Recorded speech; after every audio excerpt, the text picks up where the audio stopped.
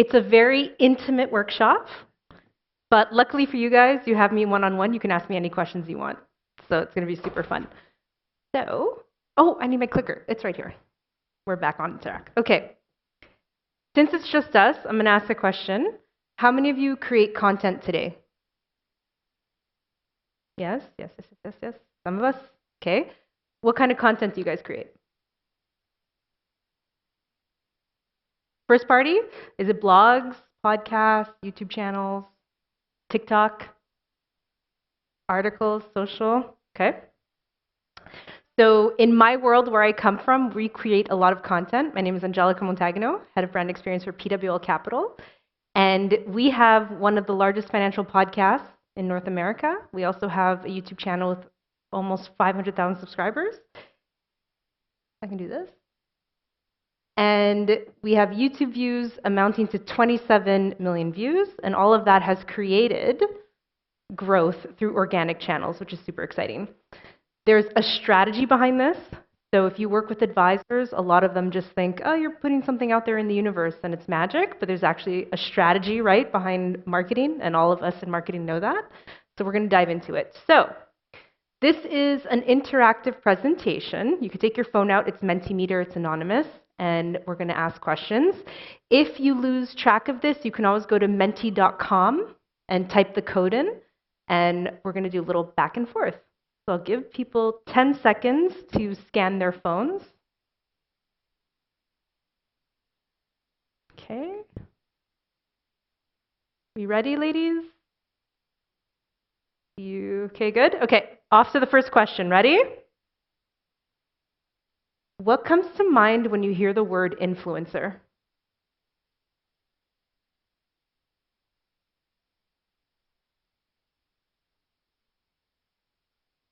Kim Kardashian? Yeah. Famous? Sure. Instagram can sway decisions. Good answer. Social media? Consumer fashionista famous? Yeah. Yeah.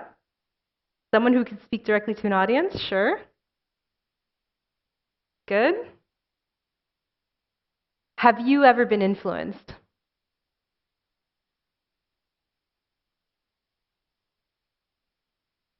Yes? Good. Last time I did this presentation, there was a couple of no's, and I'm like, I don't believe that. I don't believe that for a second. Okay, so when we think of the word influencer, we tend to think of TikTok dances.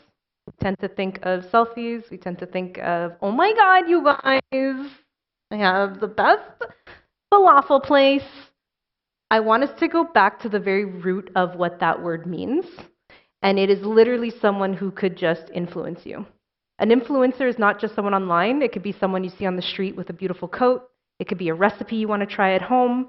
It could be someone in your life talking about a service or product that they have. These people influence us every single day. Gone are the days of a brand speaking to consumers. We know this. If you don't know this, welcome to 2025. But gone are those days. And we tend to think like this too. So brands will speak to a lead, leads will speak to each other, and they'll speak back to the brand, right? We think about this triangular conversation. I want you to reframe it and set your mindset that anyone who's interacting with your brand is a mini influencer. So not only are they speaking to other leads, they're also talking to their personal network by sharing your content, and you don't even know that that's happening. So people are aware of your brand without you knowing it. Think of someone you trust online. What makes you trust their opinion?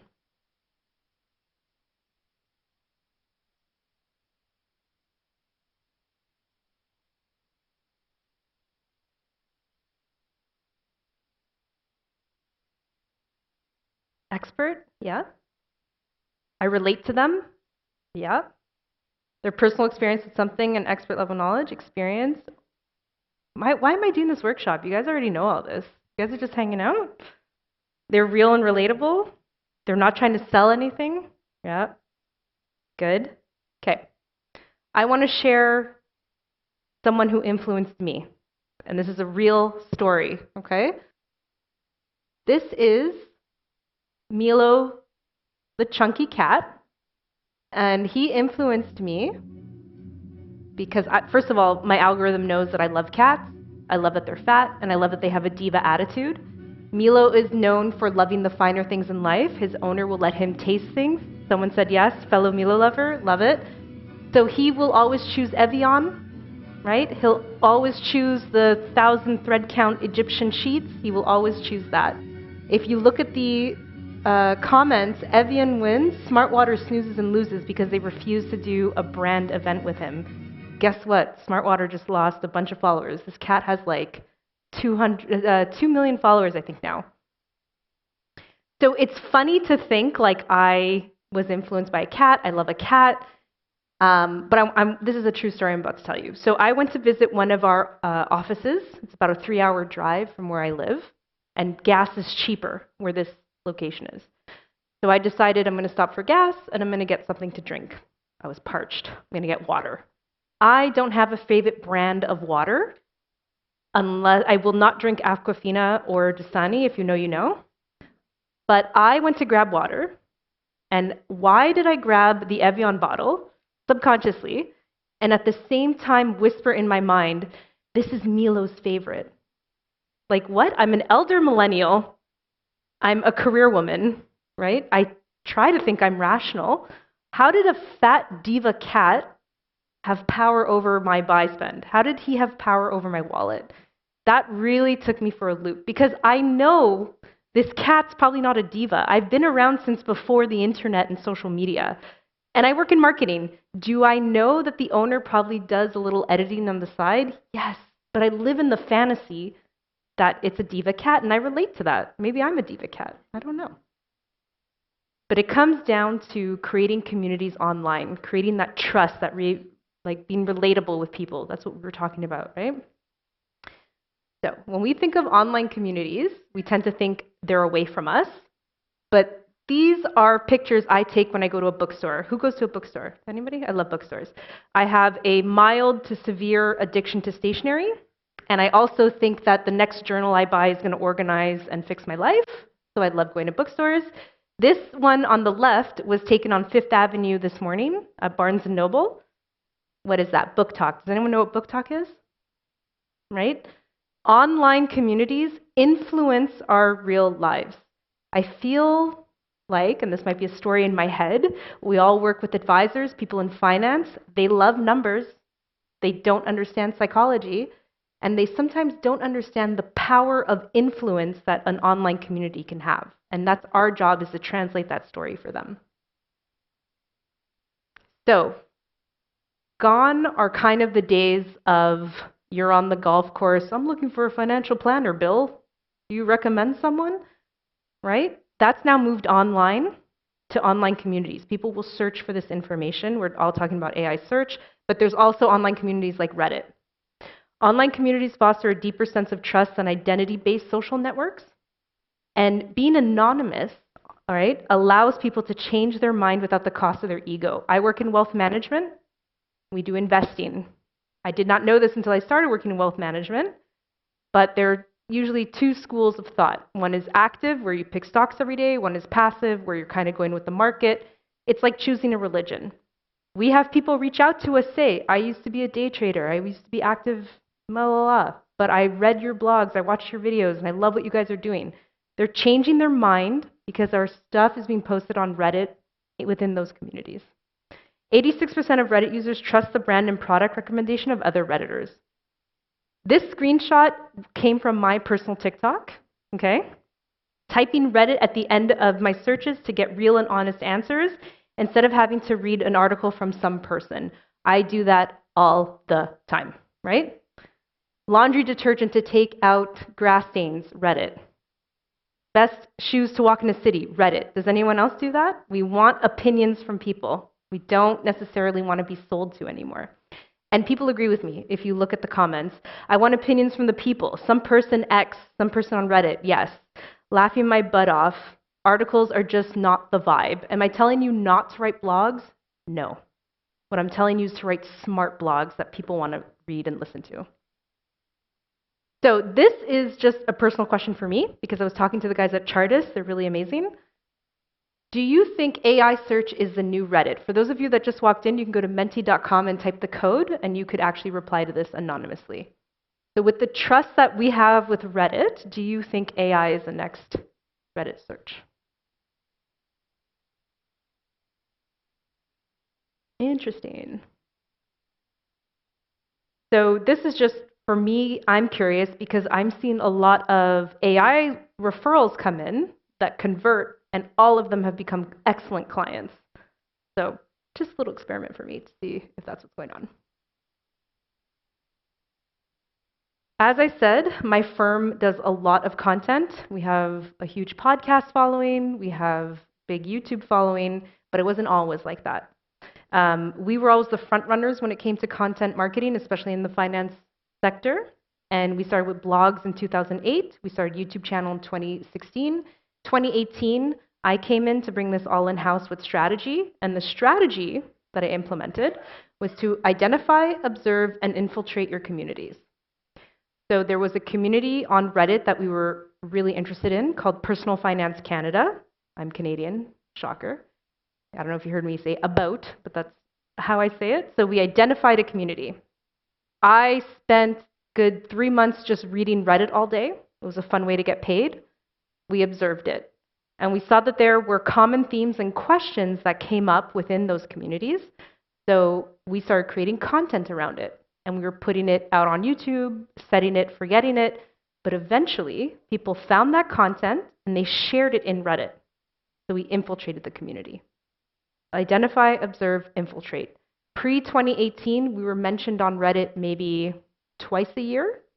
Post-2018, we're mentioned 150 times a day. And that's across Reddit, not just the communities that we're targeting, which is really fun.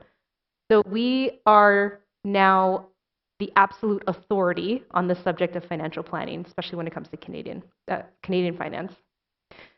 We are in the era of personalization. Okay, if you didn't know that, you know now, and you're 10 years a little too late. It's all about what we have on our little telephone. If you want, next time there's a little networking event, you can grab someone who's opposite of you, pull up a social media platform, so Facebook, Instagram, whatever, and scroll together. You're going to see it's completely different, right? One of you will have cute puppies, the other one will have UFC fights. It's going to be completely different social media. It's all about the personalization. And we talk about creating value in content, making it valuable for people. But what does that actually mean? It means you want to create content that pertains to people and their personalities. It's not just about educating them. It's about allowing people to show who they are. It's about It's about creating content that gives people a better sense of who they are and what they care about. And faceless brands are a thing of the past. Can anyone think of a brand that introduced a mascot and became really popular? I see you.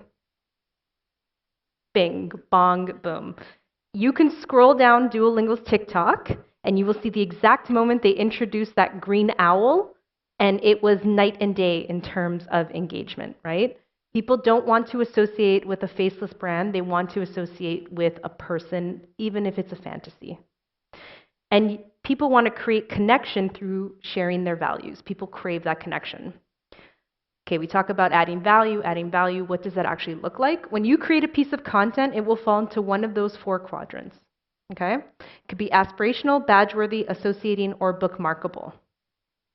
I don't want you to look at that and say, okay, well, I'm just going to make aspirational content. That's not how that works. It's all going to come down to how the user views the content you're creating. So our podcast, we're creeping up to 400 episodes. If I take one listener, each of those episodes will fall into a different area of that quadrant. Okay? If I take the same episode with 2 different listeners, they might put that on 2 different locations on here. The takeaway here is that it's so personal. Even if we stand there and say, they're going to love this piece of content, it's going to be what they, crave, we have no idea how people are going to associate or feel about it until it's out there. So the takeaway is to connect with your target audience and build communities online. You want to build that relationship, that fandom with people that follow your content. How important do you think it is for content to go viral for audience growth? How important do you think that makes your audience grow?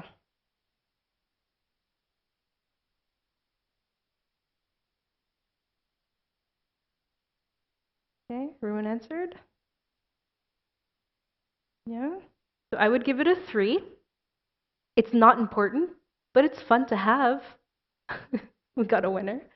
So we had a piece of content go viral. We had a YouTube video called Rent versus Buying, the 5% Rule. It's now at 5 million, over 5 million views. It was a really fun day to come into the office after it being out for 12 months and seeing the numbers go up. I was like, oh my God, this is my viral moment. Did we get a boatload of leads? Did I have to barricade the doors for all the leads coming in? No. No. Right? Did we get a huge audience following? Yeah, we got a bump. It was nice to get a bump. But the reason we did was because we created an ecosystem of reliable, authentic, and valuable content. That YouTube channel that had that viral video was up for 2 years prior, and we consistently were putting content out there that was informative for people. So success is when preparation meets opportunity. You can find thousands of videos online that have gone viral, but if you click on the user, they don't have an audience following, right? Because people didn't resonate with the rest of their content. So the more you create content, and even though you want eyeballs on it, it's about creating an ecosystem. It's not about that single piece of content that you're creating. Be more than just the subject expert. The idea is to be the subject expert, the people that people point to, right? Okay. This is North Valley Group. They create content like this. They have about 2 million followers. They're real estate agents. It's a father and son, 2-son group. And this is a TikTok about having boys. You wouldn't necessarily associate real estate agents to have this type of content. But I kind of classify this content as parallel content. It's another way for you to demonstrate that you know what you're talking about. And parallel content is pretty much anything that's not directly associated with the topic that you're trying to show. So North Valley Group, do you think that their target audience is the crypto bro in LA that wants to live a fabulous lifestyle? No, right? We know that. It's going to be the suburban family. If you see that video about what it's like to have 2 boys, you're like, oh man, they know what that's like. I have 2 boys that are like ruining my life, even though I love them. They're the angel apples of my eye, but you're going to want to work with them because you find them relatable. So as you create content, and if you're, for example, in financial planning, if you Google financial planning Manhattan, how many searches are going to come up? A bajillion, right? But create that parallel content to show, hey, yeah, we understand your problems. So something we're starting to create is content about health and longevity. So we have wealthy clients. Once you get to a certain asset class, right, your needs are different. It's not about, my God, how do I save for retirement? It's now, how do I live in retirement? And we're showing them we understand what that's like. We're working with experts in longevity to give you this information on how to do it. So think outside the box. It's not always about direct content. Okay, say you're a dog groomer, you're making TikTok videos. What parallel content would you create for your audience?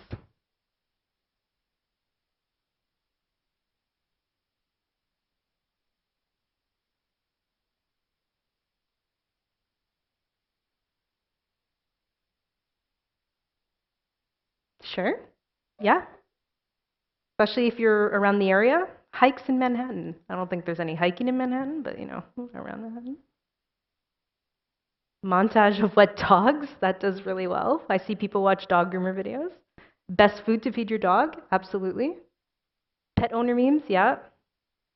A running vlog, yeah. Healthy food for dogs, yeah. Holiday dog porch, I love that. That's a cute idea, yeah.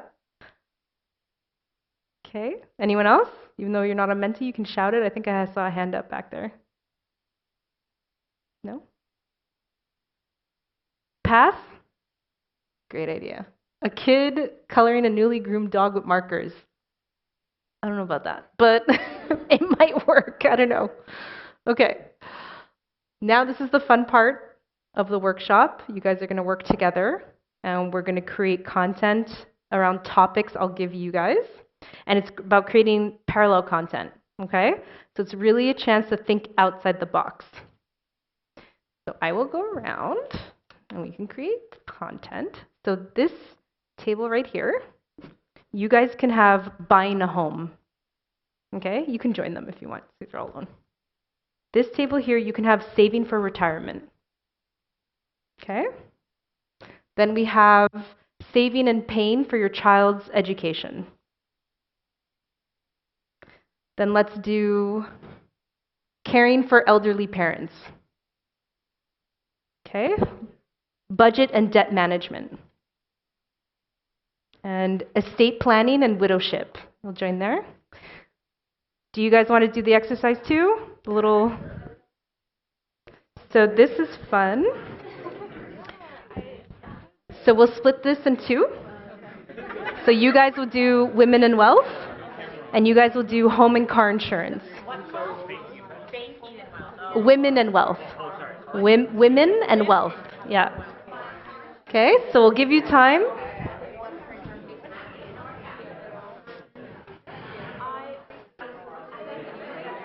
Okay. Are we ready to share? Everybody ready? 1, 2, 3, eyes on me. I love it. Thank you. My nephew's in daycare. I use that all the time. And it worked. Okay, great. Are we ready to share with the class? Who wants to share? Oh, all right, we got winner, winner, chicken dinner. Oh, gosh, a microphone. Okay, so we have the cost of elderly care for our generation, basically. So we went first straight to the actual cost comparison of at-home care versus putting them in a home or facility.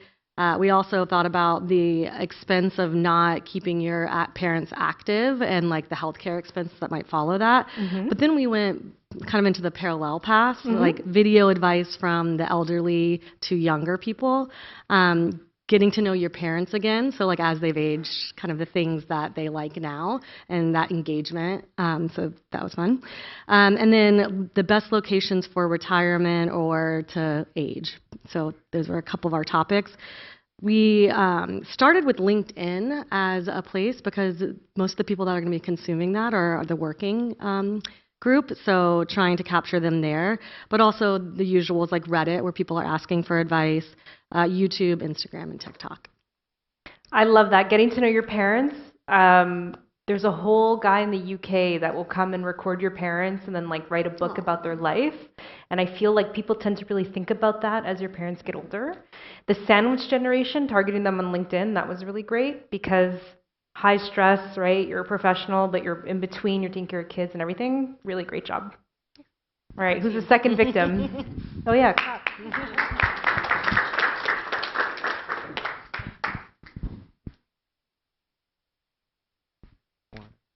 Anyone? Volunteers tribute. We got our tribute here. Okay, so our category was saving and paying for a child's education. Mm-hmm. So some of the content ideas we came up with, most of these are parallel ideas. It's like memes about like what to do with your kid when they come home for the summer. Those really big viral college acceptance videos where kids open up a laptop and they read out if they got accepted to universities. Stuff about like the high cost of being a parent.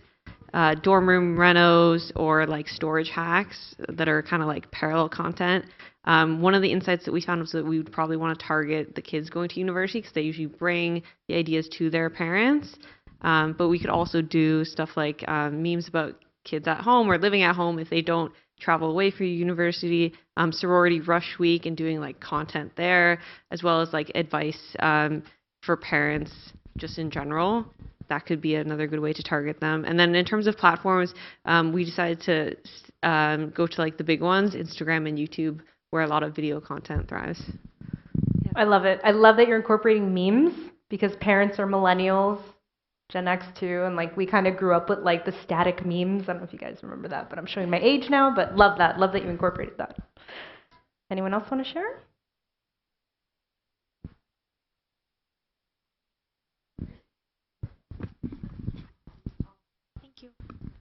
Our prompt was buying a home. So some of the ideas that we came up with were thinking about the ideal kitchen floor plan or floor plans in general, things I wish I knew about, say appliances, or maybe taking care of your yard. We also thought about the idea of de-influencing, so maybe things I wish I hadn't purchased, or things I had left in storage, things I wish I left at my parents' house when I moved out.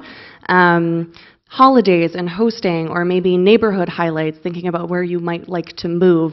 All of these things seem like they would lend themselves well to short-form video content, so largely we thought those could live on TikTok and Instagram, and maybe even YouTube as well. I love that. The de-influencing trend is really great because if you scroll, you're always like, you should be doing this. No, you should be doing that. And I love the idea of, no, actually, you don't have to be doing all these things. What about Pinterest? That too. Right? When you're searching for a home, you're looking for kitchen ideas, you're on Pinterest. I feel like we discount Pinterest because it's like a fluffier type of thing, but you never know where you can get your leads from. Amazing. Anyone else want to share?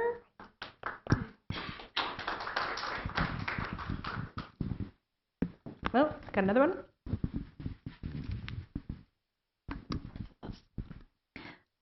So ours is saving for retirement, and we thought about it in two chunks of people. So we have the people who are closer to retirement age, and then I'm sure a lot of us who are in our like 30s, late 20s, early 40s are worried we're going to have to work forever, and so we're also concerned about retirement.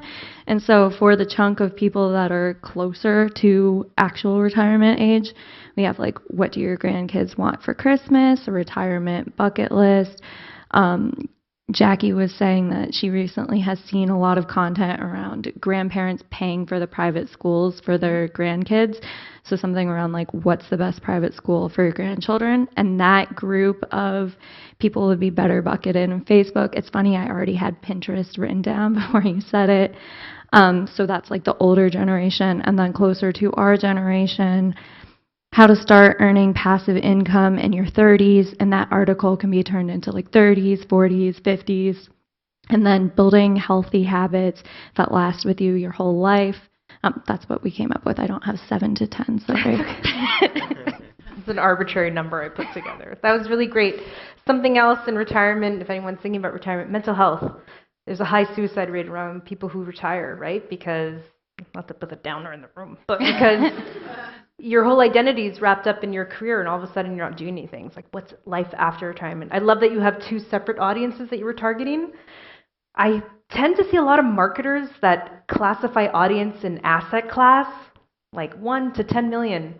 A 30-year-old with 1 million and a 65-year-old with 1 million, 2 completely different audiences, right? You have a longer runway to get money at 30 versus 65. So I loved it. Great job.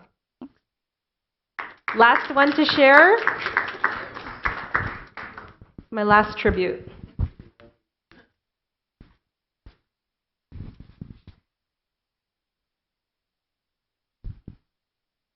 We had estate planning and widowship, so we can get dark over here too.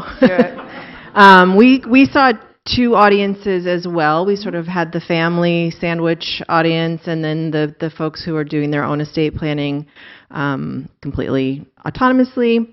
Platform-wise, we were thinking Facebook, YouTube, probably LinkedIn plays a role there too, and then content-wise, from the family angle, we had an idea of sort of like a family therapist session talking about difficult conversations, like the conversations that nobody wants to bring up. What's the best way to sort of start that ball rolling? I know I would be really interested in that content. And then from the individual's standpoint, just content around building your legacy. What does that look like? Having different, scenarios that kind of are nice stories about what that can be. More directly, maybe a series with financial planners around their best tips. And I can't read my own writing. And then we had the co-marketing with cemetery plot marketing. Oh, we went real deep there. But that got us onto a really interesting conversation because we were talking about what are these people interested in, like travel, cruising, international things, and then we thought about this series around how different cultures deal with this topic, like Swedish death cleaning and things like that, and we were pretty excited about that content.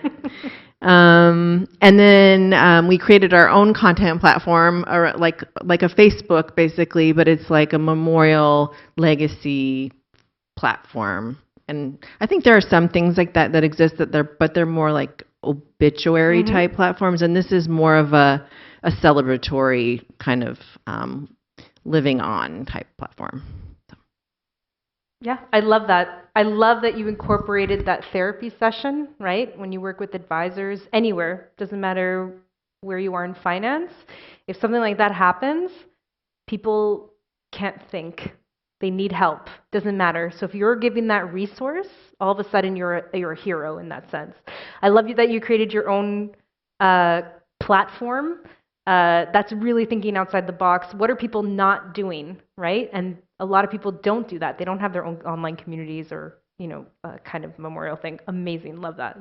Good job, everybody. That was so fun. I hope you had fun doing that. The idea is to really think outside the box because we work with such zeros and ones sometimes, and I feel like we need to bring some creativity back into content and lead gen. So as we wrap up, I just want to say the big three to remember from this whole thing is that you need to create reliable, authentic, and valuable content. Build communities within your audience. You're building little mini fans and influencers, right, that you want people talking about. And think outside the box. What are your competitors not doing? A lot of times, I'm sure this is going to resonate with a lot of people, they're going to come up to you and say, oh, they're doing this. How come we're not doing that? Well, maybe it's not right for our brand. Like, what else is there that we could be doing? Here are some books I really, really love. Hidden Psychology of Social Networks by Joe Federer. He used to work for Reddit. This is an amazing book if you want to learn more about the psychology, about people online. This is Marketing, OG, right? This is a really great book to learn about why people make certain decisions and how marketing can influence that.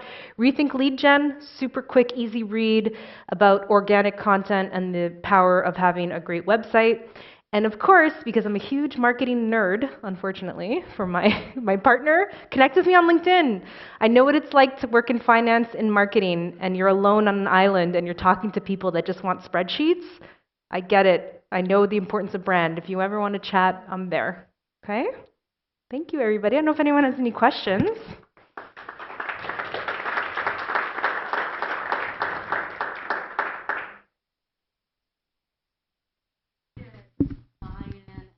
To invest in a How did you get buy-in initially to invest in a content strategy from an investment perspective, knowing that a lot of times it's not a directly attributable channel? Really great question. I got lucky, personally. I work for a firm where content creation and marketing is part of our DNA. I'm at the table when decisions are being made about growth. Right? Marketing is not excluded from those conversations. It's how is marketing going to elevate us? Outside of that, we care about stories as marketers. We care about brand. We care about saying the story to people outside that people buy in and see the value. I would say that you need to turn around and create a story for your internal audience. Right? When you work with people in finance, like I'm saying, the majority of people I work with come from an engineering background. Do you know what that's like to try to explain to them the importance of brand? Like they don't get it, right? So you need to find a way to translate that story that they're going to get it. It's research. It's finding their peers. If you work in wealth management, Michael Kitces, if you know who that is really great. He does these deep dives with like all this data and they listen to it. It's finding the language that they relate to when it comes to marketing, because finance is pretty behind the game. I can't tell you how many people come up to me and they're like, we started blogs. I'm like, wow, congrats. Welcome to 2003. But it's just this funky place to live in. So I would tell you, look for data. There's so many reports out there. Build your case. And, maybe if it's the business doesn't want to catch on, then you got to decide, are you in or are you out, right? Because marketing is shifting quickly, especially with AI. Any other questions? No? Okay, thank you, everybody. Hope you had a good time.